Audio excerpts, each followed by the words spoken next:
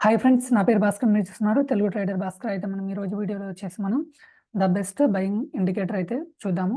ఇదైతే indicator, oscillator కాదు. క్లియర్గా చూడండి, ఓకేనా. ఆసిలేటర్స్కి ఇండికేటర్స్కి మధ్య తేడా అయితే ఉంటుంది, ఓకేనా. అది మొత్తం నేను వేరే వీడియోలో మీకు క్లియర్ అయితే ఎక్స్ప్లెయిన్ చేస్తాను. బట్ ఇప్పుడైతే ఇండికేటర్ అయితే చెప్తాను. బట్ ఇక్కడ చూసిన వెంటనే ఇండికేటర్ అని చెప్పి ఇమ్మీడియట్గా ఫిక్స్ అయిపోయి వీడియోని పాజ్ చేసి అక్కడ వెళ్ళి ట్రైల్ అయితే చేయకండి. ఎందుకు అంటే వీటికి కొన్ని సెట్టింగ్స్ అయితే చేంజ్ ఉంటాయి. ఆ సెట్టింగ్స్ ఏంటో చూసుకున్న తర్వాతనే ఆ సెట్టింగ్స్ మొత్తం క్లియర్‌గా చూసి బ్యాక్ టచ్ చేసిన తర్వాతనే ఇండికేటర్స్‌ని మీరు కొన్ని రోజులు అయితే ప్రాక్టీస్ చేయండి. మీకు వర్కౌట్ అవుతున్నాయా లేవో కూడా మీరు చెక్ చేసుకోండి. నాకు వర్కౌట్ అవుతున్న లెవెల్స్ అవన్నీ నేను నా సపోర్టెడ్ రెసిస్టెన్స్ లెవెల్స్ దగ్గర నేను ట్రేడ్ చేస్తుంటాను కాబట్టి అవి క్లియర్ అంటే మీకు వర్కౌట్ అవుతాయి. అదే విధంగా మీరు ఇమ్మీడియేట్‌లీ ఎక్కడ పడితే అక్కడ అయితే ట్రైల్ అయితే తీసుకోకండి. ఇక్కడ సిగ్నల్ చూపించింది కదా అని. ఓకే. ఇప్పుడు ఈ వీడియో చూసింది మొత్తం క్లియర్‌గా పాయింట్ టు పాయింట్ అయితే పిన్ టు పిన్ అయితే చూసిన తర్వాతనే ట్రైల్ అయితే తీసుకోవడానికి ట్రై చేయండి. ఇప్పుడైతే మనం లైవ్‌లోనే ఉన్నాము. ఓకే. లైవ్‌లోనే ఇప్పుడు ఇండికేటర్ ఎలా వర్కౌట్ అవుతుందో చూపిస్తాను. బట్ ఇండికేటర్ నేమ్ అయితే మీకు చూపించాలి కాబట్టి ఇక్కడ చూడండి. ఇండికేటర్స్‌లోకి వచ్చేసి క్లియర్ అయితే చూడండి. ఇక్కడ మీకు ఒకటి క్యూ ట్రెండ్ అయితే ఉంటుంది. ఇక్కడ చూడండి, క్యూ ట్రెండ్ అన్నమాట. ఇక్కడ క్యూ ట్రెండ్ ఇండికేటర్‌ని అయితే యూజ్ చేయండి. క్యూ ట్రెండ్ ఇండికేటర్‌ని అయితే ఇక్కడ యూజ్ చేస్తున్నాను చూడండి. ఇక్కడ మీరు యూజ్ చేసిన వెంటనే మనం ఫస్ట్ యూజ్ చేసిన దానికి దీనికి డిఫరెన్స్ ఏంటో మీకు తెలుస్తుంది చూడండి. ఓకే. సెట్టింగ్స్ అనేది మనకు మెయిన్ ఇంపార్టెంట్. సెట్టింగ్స్ చేసుకున్న తర్వాతనే ఇగో చూడండి, ఇప్పుడు ఇండికేటర్ యాడ్ చేశాం కదా! ఎక్కడ పడితే అక్కడ సిగ్నల్స్ అయితే వచ్చినాయి. ఇలానే మీరు ఎక్కడ పడితే అక్కడ బై చేయడానికి వెళ్ళకండి. ఓకే. వీటిలో సెట్టింగ్స్ అయితే చేంజ్ చేసుకోవాల్సి ఉంటుంది. అది ఎలా చేంజ్ చేయాలో మీకు ఇప్పుడు క్లియర్ అయితే చూపిస్తాను చూడండి. ఇక్కడ సెట్టింగ్స్ ఐకాన్ ఉంది కదా! ఇక్కడ క్లోజ్ చేసేస్తున్నాను చూడండి. ఇక్కడ సెట్టింగ్‌లో వచ్చేసి హ్మ్. ట్రెండ్ పీరియడ్ వచ్చేసి 200 క్లియర్‌గా నోట్ చేసుకోండి. అదేవిధంగా ఏటీఆర్ పీరియడ్ వచ్చేసి 14. ఇవి డిఫాల్ట్ కాదు. డిఫాల్ట్ అయితే వేరే ఉంటాయి. అవి మొత్తం రిమూవ్ చేసేసి ఇవైతే యూజ్ చేసుకోండి. ఏటీఆర్ మల్టిప్లైయర్ వచ్చేసి 3 ఉంటుంది. 3 పెట్టుకోండి. అక్కడ 3 ఉండదు. మనకి 10 ఆర్ 12 ఏమో ఉంటుంది.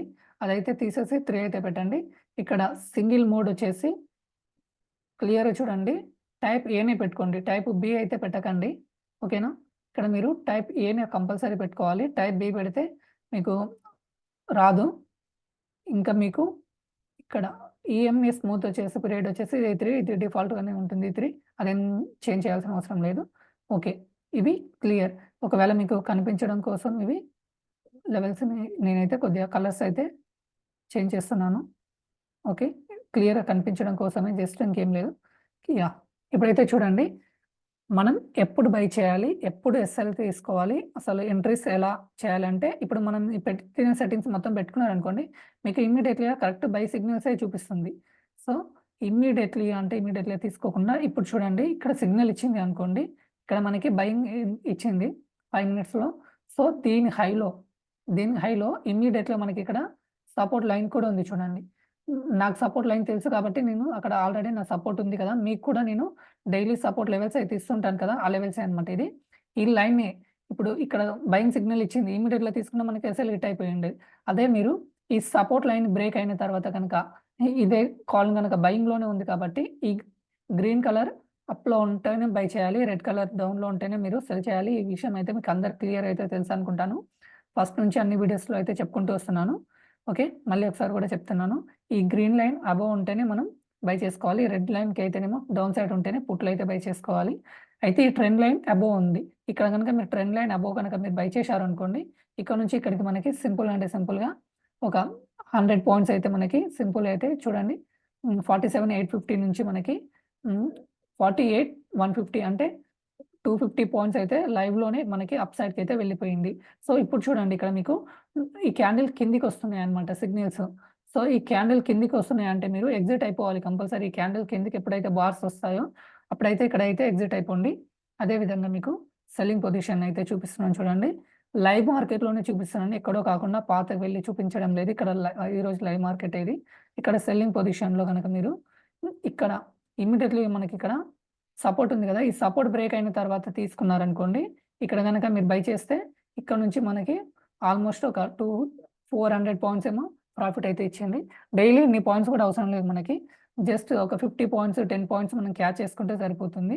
అలా అయితే యూజ్ చేసుకోండి. ఇక్కడ చూడండి ఈ లైన్‌ని బ్రేక్ అయిన తర్వాత ఈ లైన్‌కి అబోవ్ ఒక క్యాండిల్ క్లోజ్ అయిందనుకోండి. ఈ లైన్‌కి టచ్ కాకుండా ఒక క్యాండిల్ క్లోజ్ అయితే ఆ క్యాండిల్ లోలో కానీ, హైలో గానీ బై చేయడానికి ట్రై చేయండి. డౌన్ సైడ్ అయితేనేమో ఆ క్యాండిల్ లోలో హ్మ్. అప్ సైడ్ అయితేనేమో బయింగ్ చేస్తేనేమో ఆ క్యాండిల్ హైలో ఇలా మీరు ఈ క్యాండిల్ హైలో బై చేయడానికి అలా ట్రై చేయండి. ఇమ్మీడియేట్‌గా సిగ్నల్ ఇచ్చింది కదా అని ఎక్కడ పడితే అక్కడైతే బై చేయకండి. ఇలాంటి స్ట్రాంగ్ అని వస్తుంది చూడండి. ఇప్పుడైతే మీరు కంపల్సరీ రెడీగా అయితే ఉండి ఈ స్ట్రాంగ్‌లో అయితే మీరు తీసుకోవచ్చు. నార్మల్ సెల్లింగ్ కన్నా ఇలా స్ట్రాంగ్ అని చెప్పినప్పుడు నార్మల్ బయింగ్ కన్నా స్ట్రాంగ్ బయింగ్ అని వచ్చినప్పుడు మాత్రం మీరక్కడ హ్యాపీగా అయితే బై చేసుకోవచ్చు. మీరు ఎస్ఎల్ హిట్ అవుతుందని కూడా టెన్షన్ పడాల్సిన అవసరం లేదు. అలాంటి స్ట్రాంగ్ అని వచ్చినప్పుడు. ఇలా కానీ సపోర్ట్‌ల దగ్గర మాత్రం ఉన్నదనుకోండి, అప్పుడు కొద్దిసేపు హోల్డ్ చేసి ఆ సపోర్ట్ లైన్ బ్రేక్ అయిన తర్వాత తీసుకోవడానికి ట్రై చేయండి. ఓకేనా? సెట్టింగ్స్ కూడా మళ్ళీ ఒకసారి క్లియర్ చెప్తున్నాను చూడండి. ఇది ఇంపార్టెంట్ అన్నమాట ఈ సెట్టింగ్స్.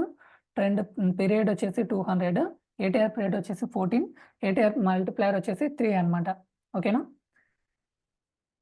Okay friends. ఈ వీడియో మీకు క్లియర్‌గా అర్థమైంది అనుకుంటున్నాను.